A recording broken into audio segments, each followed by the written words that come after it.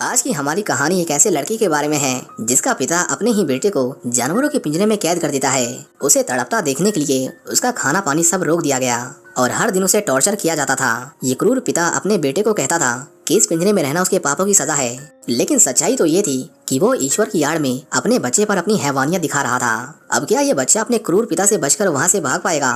पूरी कहानी जानने के लिए देखते रहिए एक साइकोलॉजिकल मिस्ट्री थ्रिलर मूवी जिसका नाम है डॉगमैन। इस कहानी की शुरुआत में हम डगलस नाम के एक आदमी को देखते हैं जो पुलिस नाके पर अपने साथ ढेर सारे डॉग्स की तस्करी करते हुए पकड़ा जाता है।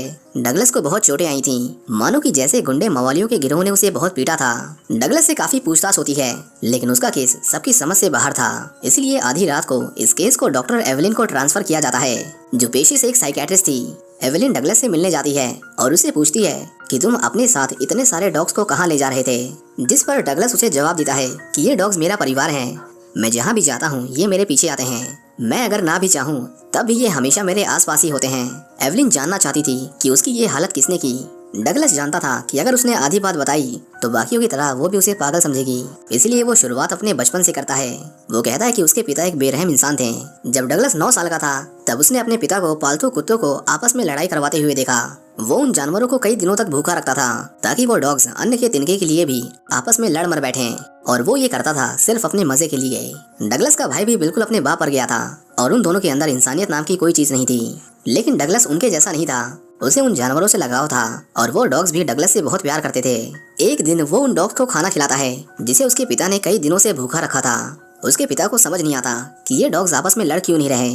आखिर वो लड़ेंगे क्यों जब डगलस चुपके से उनका पेट भर रहा था। लेकिन खाना खिलाने का ये सिलसिला ज्यादा दिन तक नहीं चलता, क्योंकि उसका भाई उसे उन डॉग्स को अपने हिस्से का खाना खिलाते हुए देख लेता है और वो ये बात अपने पिता को बता देता है। रात को खाने के समय उसके पिता डगलस से पूछते हैं कि क्या तुमने उन डॉग्स को खाना दिया था। डर के मारे डगलस सच बोल देता है, जिसके बाद उसके पिता उसे उन्हीं जानवरों के पिंजरे में बंद कर देते हैं और कहते हैं कि अब से ये जानवर ही उसका परिवार है और ये पिंजरा ही उसका घर। उस आदमी ने अपना मनोरंजन ना मिलने की खुन्नस एक 9 साल के बच्चे के आंसुओं से निकाली थी और अब से उसकी दिन ब दिन बद से बदतर होती हालत ही उसके आनंद का जरिया बन गया था। डगलस की माँ अपने बेटे को बचाना चाहती थी, लेकिन वो मजबूर थी और एक दिन डगलस देखता है कि वो उस घर को छोड़कर भाग जाती हैं। डगलस एवेलिन को बताता है कि उसने कभी स्कूल की बिल्डिंग नहीं देखी। उसके पिंजरे में कुछ मैगजीन्स पड़ी हुई थीं, जिन्हें देखकर उसने पढ़ना और लिखना सीखा। एवेलिन को ये जानकर बड़ी हैरानी होती है कि डगलस उस पिंजरे में कई सालों तक रहा, इतने सालों तक कि उसे उसकी गिनती भी याद नहीं थी। उसकी माँ के जाने का दोष भी उसके पिता डगलस पर डालते हैं और अब तो उसकी हालत और भी खराब होती जा रही थी। डगलस का भाई उसे कहता है कि तू ईश्वर की खोई हुई भेड़ है, तू बस प्रार्थना कर, क्योंकि तेरे पापों की सजा सिर्फ मौत है।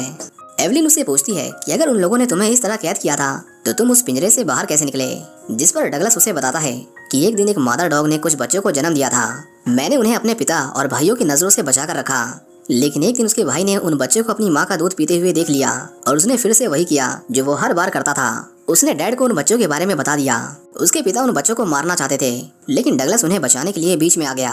उस आदमी के हाथ में बंदूक थी और उसके बार बार समझाने पर भी डगलस उसके रास्ते से नहीं हटता, जिसके बाद वो आदमी डगलस पर गोली चला देता है। इस हमले में गोली डगलस के हाथ पर लगी थी और उसकी एक उंगली कट जाती है। डगलस जमीन पर घायल पड़ा हुआ था, लेकिन उसकी मदद करने की जगह उसका भाई भगवान से उसके पापों के लिए माफी मांगता है और उसे एक रुमाल देकर वहाँ से चला जाता है। डगलस इतने सालों से उन डॉग्स के साथ रहकर उनसे बात करना सीख गया था। वो उनमें से एक को पुलिस कार की तस्वीर दिखाता है और उसे कहता है कि इस कार के पास मेरी कटी हुई उंगली लेकर जाओ और उन लोगों को यहाँ तक लाओ। डॉग अपनी सूझबूझ का इस्तेमाल करके पुलिस को ढूंढ लेता है, जिसके बाद पुलिस उसका पीछा करते हुए डगलस के घर आती है। उसे पिंजरे में कैद देखकर तुरंत एम्बुलेंस बुलाई जाती है और डगलस के पिता और उसके भाई को पुलिस के द्वारा अरेस्ट कर लिया जाता है। डगलस एवेलिन को बताता है कि वो उसकी जिंदगी का सबसे अच्छा दिन था, लेकिन और भी अच्छा होता अगर उस गोली का एक टुकड़ा छटक कर उसकी स्पाइन से न टकराता। डगलस बस उसे गोली की वजह से हमेशा हमेशा के लिए अपाहिज हो गया था और डॉक्टर्स ने उसे बताया कि उसका बोन मैरो धीरे धीरे खत्म हो रहा है, जिसका मतलब था कि वो एक आम इंसान की तुलना में बहुत कम ही जी पाएगा। इतने बड़े अपराध के लिए डगलस के जालिम पिता को 20 साल और उसके भाई को 12 साल की सजा सुनाई गई। दूसरों को पिंजरे में रखने वाले आदमी को जब खुद जेल में रहना पड़ा तो वो इस बात को बर्दाश्त नहीं कर पाया और डगलस के पिता ने 2 साल में ही सुसाइड करके अपनी जान दे दी। दूसरी तरफ उसका भाई, जिसे 12 साल की सजा हुई थी, उसे उसके अच्छे व्यवहार के लिए 4 साल की माफी दी गई और वो 8 साल में ही जेल से रिहा हो गया। लेकिन उसकी ये खुशी ज्यादा देर तक नहीं टिकती, क्योंकि डगलस के पाले हुए डॉग्स, वही डॉग्स जिसके साथ उसे कैद किया गया था, वो उसके जेल से बाहर आते ही झुंड बनाकर उस पर हमला कर देते हैं और उसका भाई एक दर्दनाक मौत मारा जाता है, जो शायद वो डिजर्व भी करता था। एवेलिन जानना चाहती थी कि उसकी ये हालत किसने की, कौन है जिसे तुम उस रात बचकर भाग रहे थे। इसके बाद हमें फिर से एक फ्लैशबैक दिखाया जाता है, जहां हम एक लड़की को देखते हैं जो डगलस से मिलने आया था। वो लड़का उसे कहता है कि शहर में एक नया गैंगस्टर आया है और वो कमजोर लोगों से जबरदस्ती हफ्ता वसूली करता है। शुरुआत में हमें उसे पैसे देने में कोई दिक्कत नहीं थी, लेकिन अब वो हर हफ्ते वसूली की रकम बढ़ाता जा रहा है। डर के मारे मेरी आंटी को अपने पुराने सामान को बेचकर उसके हफ्ते के लिए पैसे जोड़ने पड़े, लेकिन हमारे पास अगले हफ्ते के लिए पैसे नहीं बचे हैं और अगर हमने उसे पैसे नहीं दिए तो उसके गुंडे हमें नुकसान पहुंचाएंगे। डगलस कहता है कि तुम डरो मत, मैं कुछ करता हूँ। वो उसे निश्चिंत होकर घर जाने को कहता है। अगले दिन हम उस वसूली माफिया को देखते हैं और डगलस को इसी आदमी को कड़ा सबक सिखाना था। उसके इशारा करने पर एक डॉग अपने मुंह में फोन पकड़े हुए उसके बार में घुस जाता है और पीछे पीछे डगलस एक और डॉग को भेजता है जिसके जबड़े मजबूत और दांत नुकीले थे। छोटे वाला डॉग उस फोन को उस माफिया बॉस के टेबल पर रख देता है और उसे डगलस से बात करने को कहता है। बॉस जैसे ही फोन उठाता है वो नुकीले दांतों वाला डॉग उसके प्राइवेट पार्ट को अपने मुंह में दबा लेता है।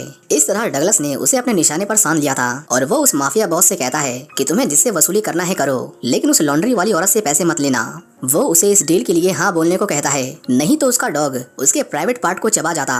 डर के मारे माफिया बॉस उसका ऑफर एक्सेप्ट कर लेता है और कहता है कि मेरे लोग आइंदा उस औरत को परेशान नहीं करेंगे, जिसके बाद डगलस के डॉग उसकी जान बख्श देते हैं। डगलस ने उसे सबक तो सिखा दिया था, लेकिन इस तरह उसने एक नया दुश्मन बना लिया है। एवलिन पूछती है कि तुम्हें रेस्क्यू करने के बाद एक केयर होम में भेजा गया था, वहाँ तुमने कोई दोस्त नहीं बनाए? जिस पर डगलस उसे जवाब देता है कि मुझे एक पिंजरे से निकालकर दूसरे पिंजरे में भेजा गया था। वहाँ उसके जैसे और भी बच्चे थे, लेकिन वो डरे हुए थे, जिंदगी से पिटे हुए, एकजुट होने में असमर्थ। उन्होंने बस जिंदा रहने का प्रोसेस फॉलो किया। एवलिन पूछती है, तो फिर इतने सालों में आपको किसी से प्यार नहीं हुआ?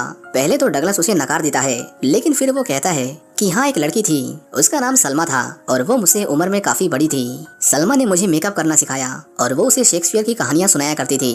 उसके साथ मैं काफी जिंदा महसूस करता था और मैं वो बन गया जो मैं बनना चाहता था। डगलस उसे कभी अपने प्यार का इजहार नहीं कर पाया, क्योंकि एक दिन वो उसे छोड़कर चली गई।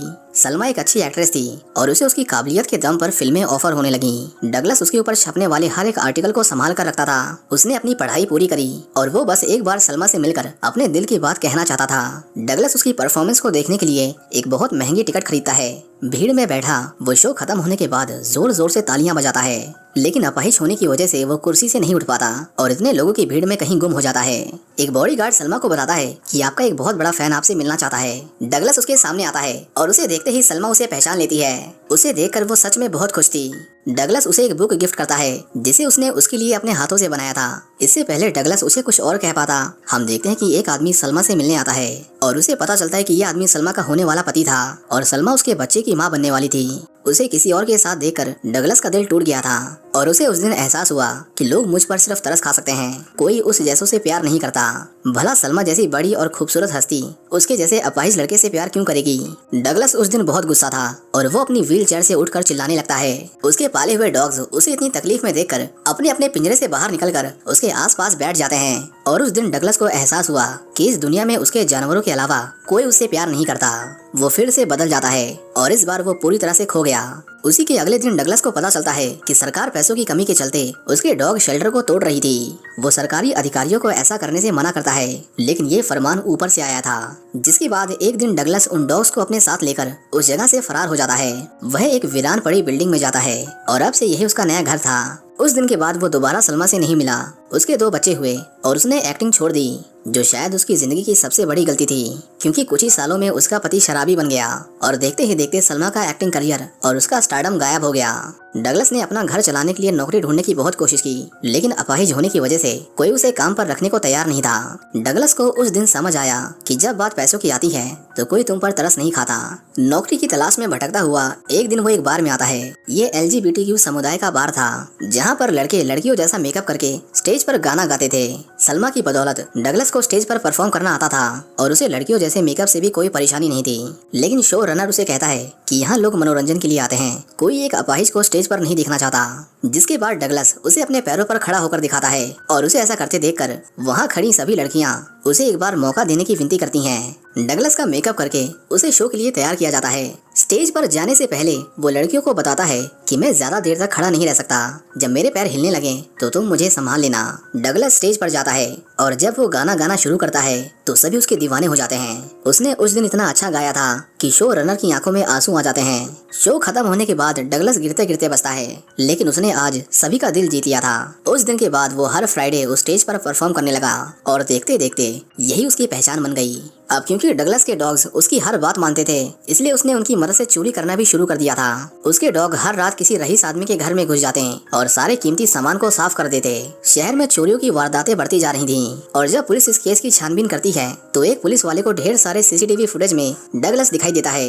वो अपाहिज था, इसलिए उसे ढूंढना कोई बड़ी बात नहीं थी। उसका शक तब और पक्का हो जाता है जब वो डगलस को चोरी किए हुए गहने पहनकर स्टेज पर परफॉर्म करते हुए देखता है। वो डगलस का उसके घर तक पीछा करता है और उसे कहता है कि मुझे तुम्हारी इस चोरी में अपना हिस्सा चाहिए। डगलस को पैसों से कोई लगाव नहीं था, इसलिए वो उसे सब कुछ दे देता है, लेकिन वो पुलिस वाला जाने से पहले उसे पागल कहता है और उसकी हालत का मजाक उड़ाता है, जिसके बाद डगलस के कहने पर उसके डॉग्स उस पुलिस वाले को नोच नोच कर खा जाते हैं। डगलस ने एवलिन के सामने एक पुलिस वाले के मर्डर को कन्फेस किया था, जो दिखाता है कि उसे कानून का कोई डर नहीं था। वो कहता है कि उसके बाद मुझे किसी को मारने के हालात नहीं बने और ना ही मैं किसी को मारना चाहता था, लेकिन कल रात कुछ ऐसा हुआ जिसकी मुझे बिल्कुल भी उम्मीद नहीं थी। याद है वो माफिया बॉस जिससे मैंने डील की थी, वो कल रात मुझे ढूंढते ढूंढते मेरे घर में घुस आया। हम देखते हैं कि वो उस लड़की को भी मार डालता है और उसका अगला शिकार डगलस था। डगलस को जब गोली चलने की आवाज आती है तो वो अपने डॉग्स को छुपने के लिए कहता है और हम देखते हैं कि उसने पूरे घर में जाल बिछा रखे थे। डगलस उनमें से कई लोगों को ठिकाने लगाने में कामयाब होता है, पर माफिया बॉस उस पर मशीन गन से हमला करके उसे घायल कर देता है। डगलस कहता है कि हमारे बीच में डील हुई थी, लेकिन माफिया बॉस को लगता था कि वो शैतान का रूप है और उसे मारना बहुत जरूरी है। वो डगलस पर गोली चलाने वाला था कि तभी उसकी गोलियां खत्म हो जाती हैं। डगलस कहता है कि लगता है कि आज तुम्हारे ईश्वर ने भी तुम्हारा साथ नहीं दिया, जिसके बाद उसके डॉग्स उस बॉस को मार डालते हैं। कुछ ही देर में वहाँ पुलिस पहुँच जाती है। इतने सारे मर्डर्स हुए थे और सिर्फ डगलस ही जिंदा बचा था, इसलिए पुलिस डगलस को पूछताछ के लिए गिरफ्तार कर लेती है।